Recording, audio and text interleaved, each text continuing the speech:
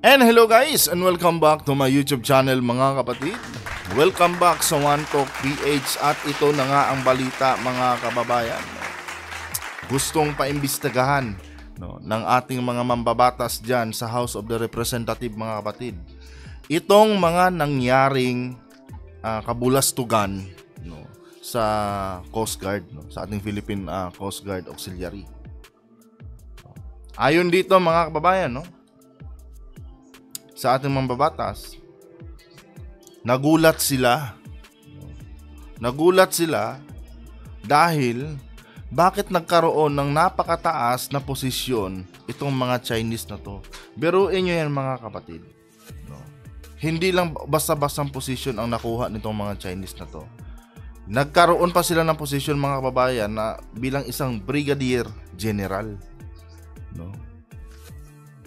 And ito guys kinukundi na dito dahil itong mga Chinese nga na to ay purong in-check mga kababayan, straight from China. Na talagang pumunta lang dito sa Pilipinas para pumasok dyan sa PCG. Sabi dito, ang nagtatanong kasi dito si Representative Robert Ace Barbers. Upon question by Surigao del Norte, Representative Ace Barbers, Gaban revealed that 36 Chinese aliens, meaning walang lahing Pinoy to mga kababayan, straight from China to, na pumunta lang sa Pilipinas, not Filipino-Chinese, had volunteered and were accepted as part of the PCG Auxiliary Department, raising concerns from the lawmakers about their intentions of doing so. So ang ating mga lawmakers ng mga kapatid, noong naibulgar ito ni Admiral Rooney Hill Gaban sa nasabing hearing, medyo nabahala, hindi lang medyo, nabahala talaga ang ating mga lawmakers. Dahil recently lang po ito na-delisted, natanggal. Lately lang nila nalaman na itong mga Chinese na meron palang mga Chinese na straight coming from China na nakapasok sa ating Philippine Coast Guard. Na kung saan mga kababayan, meron pang matataas na ranggo, hindi lang to basta ranggo-rangguhan ng mga kapatid, Ayon dito kay Representative Barbers, I understand most of those recruits who were Chinese had the ranks o brigadier general. Diba mga kapatid? Sino ang nagpayag dito para bigyan ito ng ganitong kataas na mga ranggo mga kababayan? Brigadier general and commandant. And they have overtaken the Coast Guard. Sa madaling sabi mga kapatid, parang sila pa yung nagli-lead dito ngayon sa Coast Guard. Mas sila pa yung kumbaga, pinangunahan nila itong Philippine Coast Guard mga kababayan. Na kung saan, ito talaga ang kinababahala ngayon ng ating mga lawmakers. Hindi ba kayo nagtataka mga kababayan, paanong nangyari na merong mga Chinese straight from China, at diretsong pinasok dyan sa loob ng Departamento ng Coast Guard noong panahon ni PRRD. 'Di ba? Ano ang purpose nito? Yan ang paulit-ulit kong sinasabi mga kapatid. At sa aking analyzation talaga mga kababayan, parang nagko-connect dito yung analyzation ko tapos yung haka-haka doon patungkol doon sa midnight deal ni President Duterte. Kasi yung midnight deal kasi mga kapatid, ganito 'yon, base doon sa napanood ko Parang nagkaroon ng kasunduan si former President Duterte at itong si President Xi Jinping na para bang papayagan nila tayo na mangisda dyan, malayang mangisda dyan sa may West Philippine Sea, provided mga kapatid na hindi na natin papakialaman ang West Philippine Sea. Kaya 'di ba, parang ang lamig ni President Digong noong panahon niya patungkol dyan sa may West Philippine Sea. At ito pa, meron daw umanong kondisyon itong si President Xi Jinping dito kay former President Duterte na papayagan niya na magpaabot ng mga resupply diyan sa may BRP Sierra Madre, yung ating mga Coast Guard, no? In exchange na bawal tayong maglagay or magdala ng kahit anong construction materials doon, no? Yun ang sabi doon sa isang midnight deal na issue na binabato kay President Duterte. Hindi galing sa akin yan, galing po yan dyan sa nagpakalat ng issue na yan, no? Especially dito sa Rappler, no? Kasi kay Rappler talaga unang pumutok yung balita na yan, no? At ngayon mga kapatid, parang yung analyzation ko dito, parang nagtutugma ngayon dito sa midnight deal. Baka kasi mga kababayan, no, tama talaga yung hinala ko na kung totoo man itong midnight deal ni President Duterte, hindi ko kiniklaim na totoo to, itong midnight deal na to, kung sakali lang na totoo itong midnight deal ni President Digong at ni Xi Jinping, no, baka isa to sa naging usapan talaga nila na, sige Digong, papayag ako, hayaan kong mangingisda yung mga mangingisda mo dyan sa may West Philippine Sea. Malaya silang mangisda dyan. Provided na bawal kayong magdala ng kahit kung ano-anong construction materials dyan sa may BRP Sierra Madre. At wag na kayong mangingialam dyan sa issue ng West Philippine Sea. Hayaan nyo na sa amin yan. Para ngayon, no, para makasiguro ako na tutupad ka sa ating usapan, no, hayaan mo rin akong makapasok dyan sa Philippine Coast Guard mo. Diba? Kasi baka mamaya, no, bigla mo akong traidorin, Digong, no, aba hindi maganda yun. Hayaan mo akong makapasok dyan sa Philippine Coast Guard mo.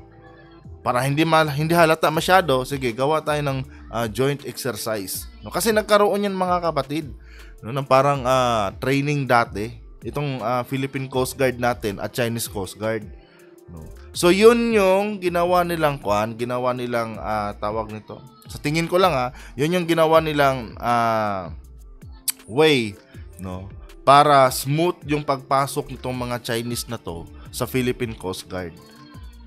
Kasi kung ako din naman talaga si Xi Jinping mga kapatid, tapos nakikiusap ka sa akin, no, kung ako ay isang gahaman, no, na isang presidente, nakikiusap ka sa akin, may pinapakiusap ka sa akin, no, ganon din ang gagawin ko. O sige, papayagan kita dyan, no? Basta ganito, dapat may tao ako dyan sa loob ng bansa mo, especially dyan sa Coast Guard mo, na magmamanman sa bawat galaw nyo, no? Kasi baka mamaya bigla mo akong traidorin. Baka nga itong si President Xi Jinping mga kapatid, naniniguro lang siya nung sa pakiusap ng ating presidente, ng ating former president doon sa China. Baka naniniguro lang siya. Kung kaya't naman itong mga Chinese na to nakapasok nga dito sa may Philippine Coast Guard natin. Dahil sabi dito, according dito, saan ba yun? Yung iba dito ay mahigit na 2 to 3 years, no? Sabi dito mga kababayan, more than 2 to 3 years. At merong iba na mahigit pa sa 3 taon mga kababayan, no? He, however, admitted that the Chinese nationals had been with the PCGA for around 2 to 3 years, and some even longer. No? Ano ibig sabihin nun? Karamihan doon ay mahigit na 2 taon hanggang 3 taon, at meron pang iba dyan na mahigit na sa 3 taon. Ganon yun. And perhaps be doing spying duties, no? Perhaps be doing spying duties in guise of being a member of the auxiliary. Diba? So yun nga talaga yun mga babayan, no? Kung pagbabasihan ko yung mga statement dito mga kapatid, parang sinasabi talaga dito na ito yung tawag na to, mga observer, no, ni President Xi Jinping doon sa naging kasunduan ni President Digong at ni Xi Jinping, no, yung sinasabing midnight deal. Kumbaga naglagay ng observer dito sa loob ng bansa itong China mga kababayan, no, para siguraduhin na hindi siya tatraidorin ni President Duterte, no, kung sakaling totoo yung midnight deal mga kapatid, no. Kaya't naman sa walang kahirap-hirap, no, na paraan, nakapasok itong mga Chinese na to, 36 Chinese, mga kapatid, no, na may matataas na ranggo talaga, legit mataas na ranggo. Brigadier General ka ba naman eh, 'di ba? Ngayon, sabi ng PCG dito, iimbestigahan to.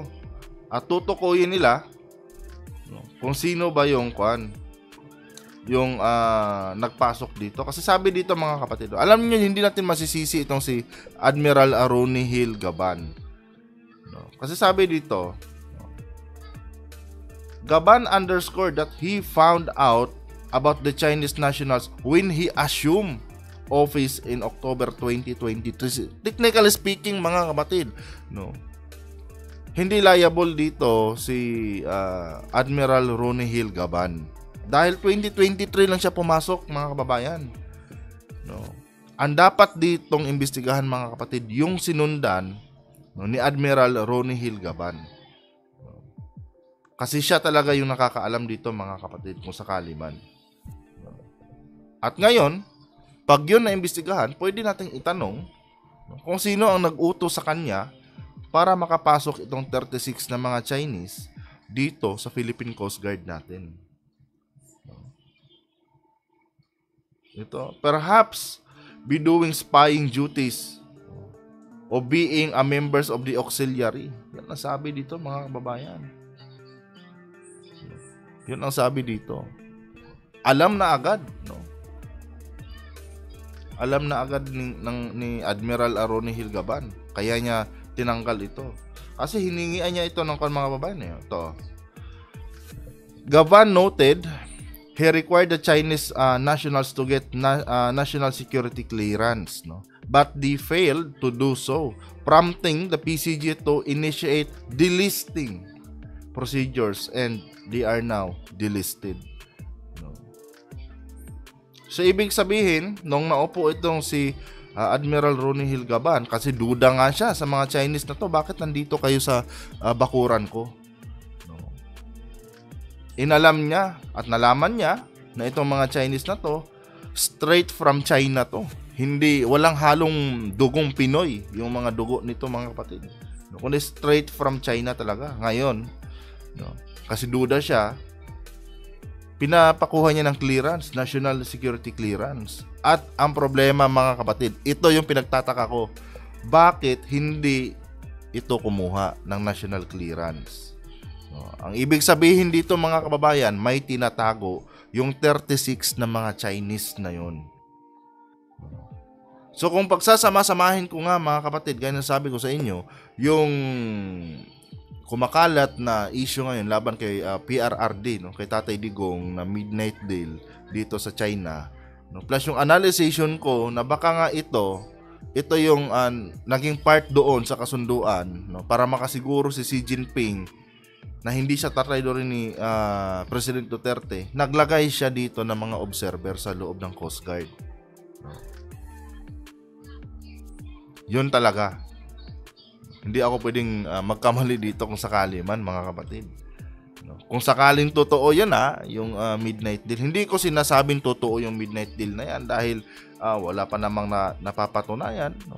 Hindi pa naman napapatawag sa hearing si former President Duterte patungkol sa midnight deal na yan. Pero kung i-analyze kung mabuti ito base sa aking nakakayanan ng aking analyzation, mga babayan, no? Parang sumasakto eh, 'di ba? Kasi kung ikaw man naman sigurista kang tao, no, at ayaw mong nalalamangan ka, ganun talaga ang gagawin mo. Humingi sa'yo ng pabor. No, natural lang na meron ka rin terms and condition dyan. At isa na nga dyan, mga kapatid, no, siguro ito, para makasiguro siya na hindi talaga siya tatraidorin ng ating former president na si Tatay Digong, no, naglagay siya ng observer dito. No. At para hindi mahalata tong na to, yung pagpasok nitong mga Chinese na to, no, gumawa sila ng isang joint exercise, no, yung Chinese Coast Guard at Philippine Coast Guard. After nung joint exercise na to, boom, planted na agad itong mga inchik na to, mga kababayan. So, yun lang yun. Anyway guys, so nandito na lang, no, itong video na to.